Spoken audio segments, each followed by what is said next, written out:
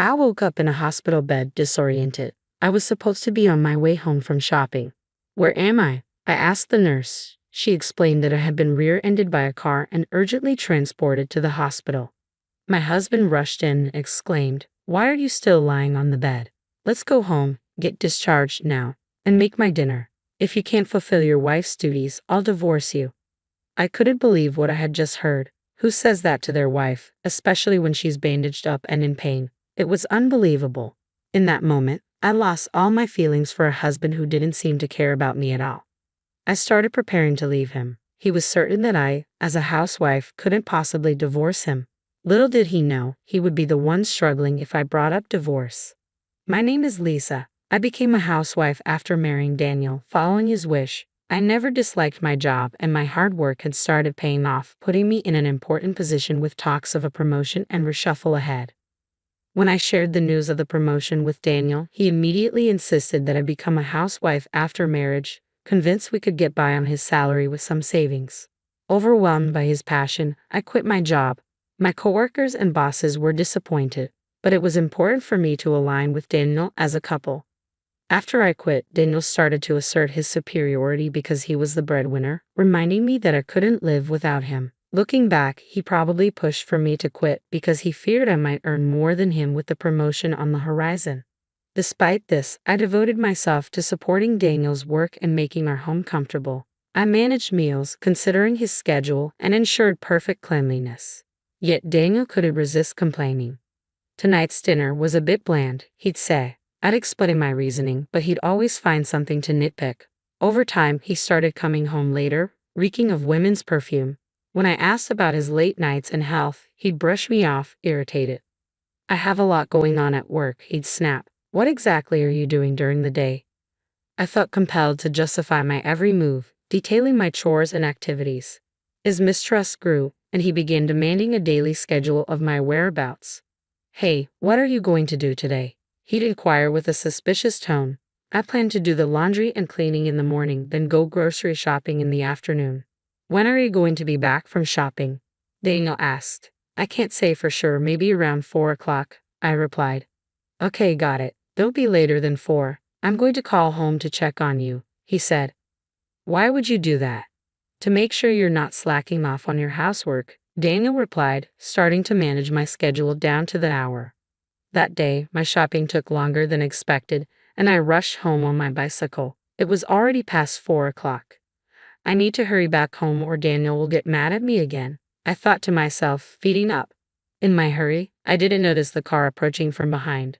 The next moment, I felt an impact on my back. Before I knew it, I found myself lying in a hospital bed, trying to sit up, feeling pain throughout my body. A nurse, noticing my consciousness, hastily called for a doctor.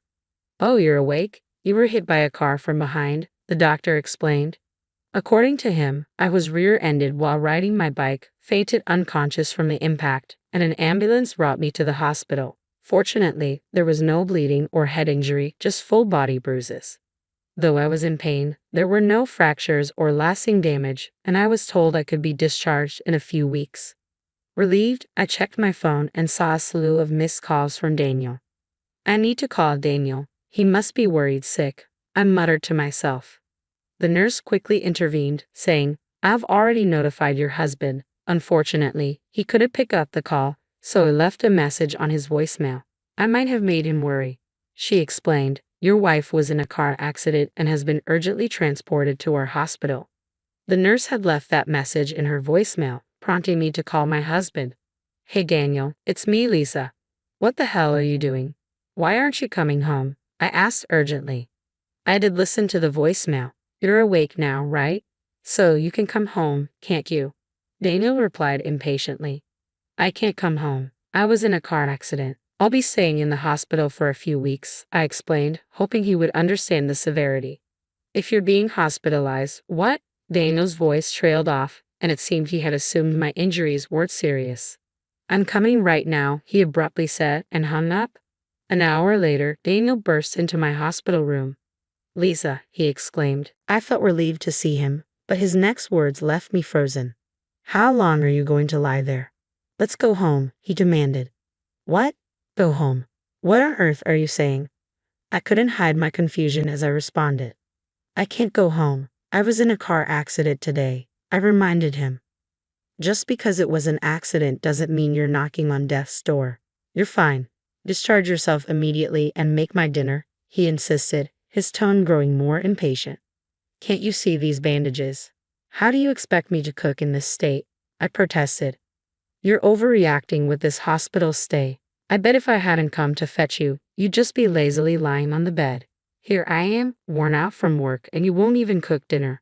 That's unacceptable as a wife, Daniel retorted sharply.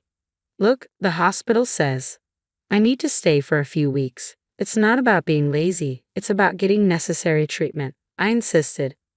Use any excuse you want, but if you think I'll let you off the hook for housework, you're wrong. If this isn't working for you, I'm okay with getting a divorce, Daniel retorted. That's ridiculous. I can't possibly do housework in this state, I argued. Well then, divorce it is, he said coldly. Daniel seemed to care more about having his housework done than the fact that I had been in a car accident. I felt myself falling out of love with him quickly. Having discovered his true feelings, I made up my mind on the spot. All right, I said. Hearing this, Daniel smirked, seemingly victorious. That's right, you should understand that my word is law. Seeing me still not trying to move, Daniel started to lose his patience. Hey, how long are you going to keep lying around? Start getting ready to leave. Just as Daniel tried to forcibly get me up, the doctor entered the room. What on earth do you think you're doing? He demanded. I was just about to take her home, Daniel responded. Upon hearing this, the doctor became livid. What nonsense. There's a thorough examination scheduled for tomorrow, so she's not allowed to leave.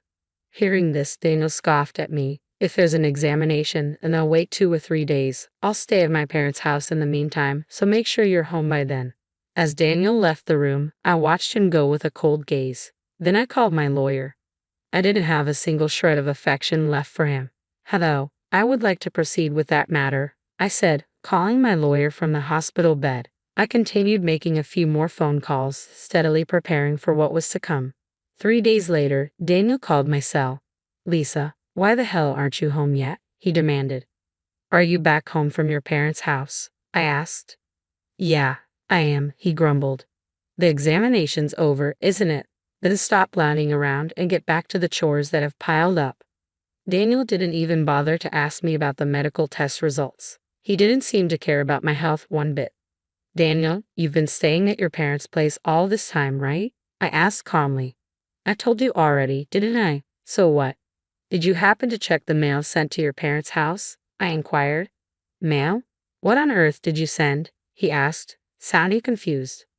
Divorce papers, I said. In fact, I had a lawyer send the divorce papers, already signed by me, to Daniel's parents' house. The divorce papers, he repeated, surprised. Why are you surprised? You were the one who said, let's get a divorce, weren't you? I reminded him. Daniel sighed as if mocking me. I never thought you were that stupid. Do you think you can live on your own after divorcing me? Who provides for you? My decision was definitely the right one. I can't start doing house chores right after the accident. I need to take better care of my health. That's why I decided to divorce you, I stated firmly. You think you can make a living after divorcing me? You rushed into this decision. Daniel laughed loudly and then hung up the phone. But Daniel had no idea what was coming next. The following day, his parents rushed to the hospital in a panic. We saw what our son has done. It's terrible, they said as they entered my hospital room, bowing their heads in apology. No, it's not your fault, I replied calmly. You're right, the person who needs to apologize is Daniel himself, my father-in-law said. He immediately called Daniel. Come to the hospital immediately, he ordered. Daniel, not understanding what was going on but hearing the seriousness in his father's voice, arrived in my room within minutes. Dad, what's going on? Why'd you call me here? Daniel complained, only to be berated by his father on the spot. Don't be stupid, you caused a mess. Apologize to Lisa right now. What? What are you talking about? Daniel asked, bewildered. My father-in-law held out the envelope I had sent to their house. This letter, which was delivered to our house, he said. Hearing this, Daniel began to laugh with an air of confidence.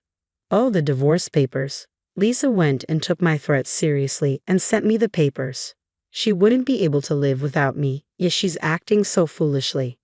The problem is this document here, my father-in-law said, taking out a bill for consolation money from the envelope. Upon seeing it, Daniel's face turned pale. Consolation money? Lisa was the one who sent me the divorce papers. Why should I? Daniel stammered. I'd be the one to pay consolation money. She abandoned her duties as a wife, checks herself into a hospital, and I'm the one who owes consolation money. Daniel protested. Enough with all this, my father-in-law said, his voice filled with suppressed anger. He pulled out photographs and a report from the envelope. These are the evidence of your cheating, and here's the investigator's report. Looking at these, there's no doubt you're in the wrong. I can't believe what you've done. Seeing the photos and the report, Daniel turned pale. Lisa, when did you manage to get all this? I had started to suspect Daniel's cheating when he began coming home late, claiming it was for work. He would return each night smelling of women's perfume. At first, I thought he was just drinking at places frequented by women, but when I discreetly checked his credit card statements, I discovered he was dining at trendy restaurants and buying popular brands loved by young women. It was obvious he was spending money on dates with another woman. His behavior became more blatant over time. He started increasing the frequency of his affairs, finding opportunities during his outdoor work hours and even on weekdays. The detailed checks on my daytime activities were his way of avoiding running into me during his meetings with her. Still, I held on to the hope that he would return to me someday. However, Daniel trampled all over these feelings, showing no concern for me after the accident and treating me like a maid. At that moment, I decided to exact my revenge on him. As soon as Daniel left the hospital room, I took action. I contacted my lawyer and asked him to send the signed divorce papers and the bill for consolation money, which I had prepared in advance, to Daniel's parents' house. Knowing him, he was probably spending time with his mistress instead of going home to his family. My guess was spot on. Unlike my husband, my in-laws are upright people who would never approve of their son's cheating. Sure enough, upon receiving my letter, my father-in-law and his wife were quick to rush to my hospital room. Having learned everything, Daniel stood there in a daze. So, Lisa, you knew about my cheating all along? Yes, of course, I replied, looking at him with icy eyes. You come home smelling like women's perfume, and you lavish your mistress with your credit card. It's so obvious it would be strange if I didn't notice. Plus, all your phone notifications were visible to me, so I knew exactly when and where you were meeting your mistress. Thanks to that, it was easy to gather evidence. I'm sorry, I was just tempted. I wasn't serious about the divorce. I thought you would come back home right away, Daniel stammered. Even if you weren't serious, I am. I don't want to continue a marriage with a husband who doesn't even worry when his wife has an accident and tries to make her do household chores. You were having fun with your mistress while I was hospitalized, weren't you? I accuse. Hold on, calm down. You're a housewife, right? You wouldn't be able to make a living if you left me. Don't be stubborn. Just let the past be water under the bridge, Daniel pleaded. Excuse me, there's no way I can just let it slide. I became a housewife because you wanted me to. If I get divorced, I'll start working right away. I won't rely on you anymore, I asserted. Start working right away? How long do you think it's been since you quit your job? Your previous company has definitely found your replacement by now, he scoffed. Do you think I've just been doing housework all these years? I've been continuously studying business in my spare time, I revealed confidently. I've got a few ideas lined up so I could probably propose several projects now, I said confidently. It's not that easy. The economy is down everywhere. Even I, who's been working the whole time, can't get a promotion easily, Daniel retorted. Isn't that because you're incompetent at work? A person who dates their mistress during outdoor work hours has bigger problems than just capability, I shot back. What? What would you know? He snapped. I think I know more than you do. In fact, when I approached my former company, they said they wanted me back under the same conditions as before, I revealed. The same conditions? You'd be earning more than me, he said, shocked. Yes, indeed. It was all for nothing, even though you were the one who encouraged me to become a housewife and quit my job. If you didn't want to be overtaken by your wife's salary, maybe you should have tried harder instead of pulling me down, I retorted. Hold on, if that's the case, you don't need the consolation money, right? Please withdraw your claim, he pleaded. Excuse me, there's no way I'm withdrawing it. This consolation money is to make up for the wrong you did. You can't just cheat on your wife and ignore her without facing any penalties. I said firmly. I'm sorry. I really regret it. Please forgive me, he begged. I will never forgive you. It's not enough to just say you're sorry. You need to show it with your actions. Go to hell, I said coldly. Daniel was unconvinced, but in the end, my in-laws stood up for me, and he finally agreed to the divorce and the payment of the consolation money. After paying the money, Daniel seemed to continue his relationship with his mistress without learning his lesson. However, it seems his company found out about his frequent dating during outdoor work hours, and he ended up getting demoted and having his salary cut. To top it all off, Daniel, who had almost run out of savings due to the consolation money payment, was promptly dumped by his girlfriend. News about the cause of his divorce and his demotion spread throughout the company, and I heard that he completely lost his place there. On the other hand, I was able to be discharged from the hospital safely without any after effects from the accident. I used the consolation money I received to move, and now I'm settling into my new home leisurely. My work after returning has been going smoothly, and life has been better since the divorce. That accident may have been a good catalyst for the divorce. I decided not to look back at the past and strive forward to a new life.